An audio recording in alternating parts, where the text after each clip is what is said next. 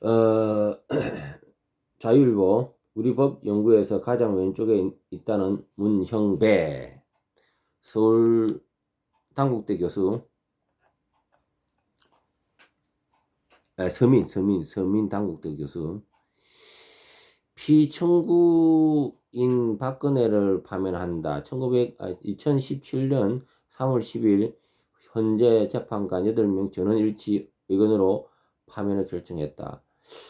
현재 사상 초유의 대통령 탄핵 이를 안타까워한 지지자들은 있긴 있지만 별다른 혼란을 벌이지 않았다.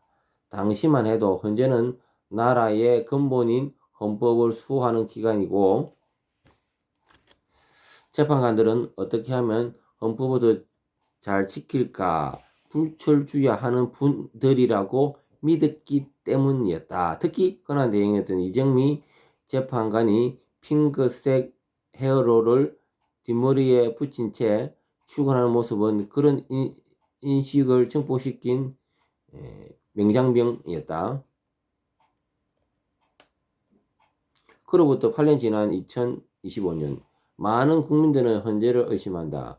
헌법을 수호한다는 기관이라보다는 정치적 이익을 매몰된 집단이 아니냐는 것이다.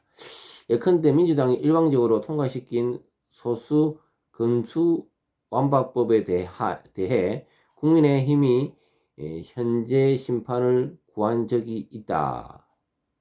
법안 통과 과정에서 민주당이 위장탈당, 회기 쪼개기 등을 동원해 소수 의견을 무력화했으니 그 정당성에 문제가 있다는 주장이었다. 현재 5대4로 금수완박법이 국민의힘의 의원이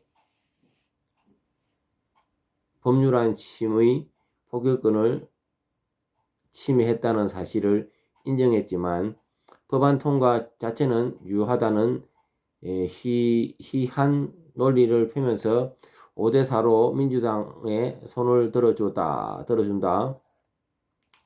주목할 점은 문재인 정부에서 임명된 우리법 연구회 등에서 활동했던 5명이 모두 기각에 표를 던진 것, 심지어 이미선을 제외한 4명의 가정에도 문제가 없었다는 의견을 냈다. 누가 임명했는지에 따라 답이 정해져 있다면 현재 재판관에게 전문성은 왜 필요한 것일까?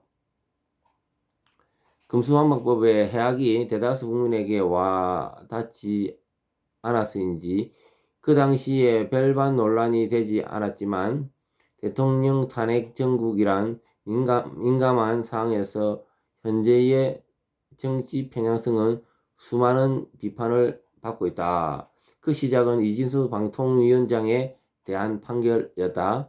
임기 시작 하루 만에 탄핵안이 발의한 어이없는 상황에 게다가 민주당이 탄핵 이유로 든 2인 체제는 민주당이 정략적인 이유로 방통위원을 하지 않은 탓이었다.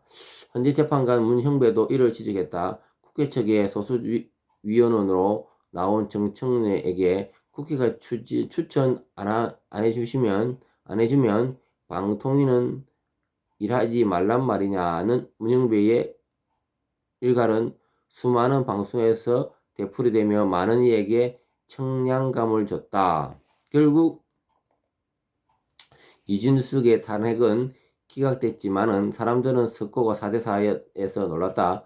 우리법 연구회 출신들이 모조리 인용을 표를 던진 결과이다. 더 충격적인 사실은 그 4명 중에 1명이 문형배라는 것이다. 이는 앞서 금수환법에 대해 가정은 잘못했지만은 법안은 문제없다고 했던 이미선의 판결의 재탕이었다. 이에 놀란 사람들이 문형배가 어떤 인간인지 알아보는 것은 당연한 일. 그런데 팔수로 나오는 것은 괴담이었다. 원래 판사가 SNS를 통해 자기 의견을 표현하는 것은 금지시킨다. 예컨대 노무현의 명예훼손했다면 형사 고소된 정진석 전 의원에서 6개월형을 선고한 박병곤 판사가 노사모스러운 SNS 글을 수도 없이 여러 수도 없이 선이라면 이 판결은 수긍할 수 있겠는가? 그런데 문형배는 박병건보다 더한 내용을 SNS에 쓰고 있었다. 우리가 연구에서 내가 가장 왼쪽에 있다는 게시물만 해도 두려움이 엄습하는데 그 내용은 공포스럽기까지 하다.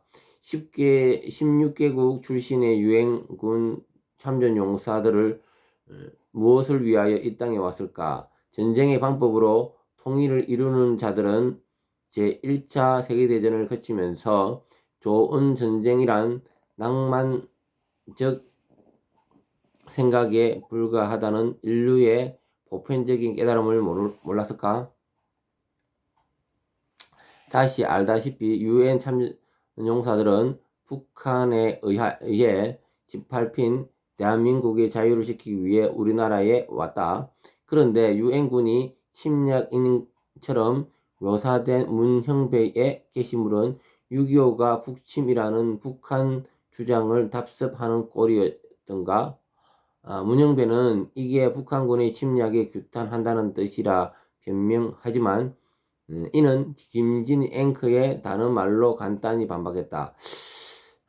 북한 비판인데 왜 질문은 유엔에서 하죠? 대한민국 헌법을 부정하는 이가 헌법을 수호하는 헌재 재판관을 한다.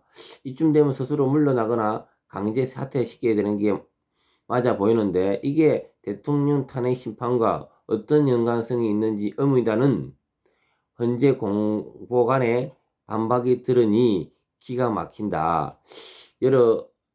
헌재 여러분, 이런 상태에서 탄핵 판결이 난다면 국민이 승복할 수 있을까요?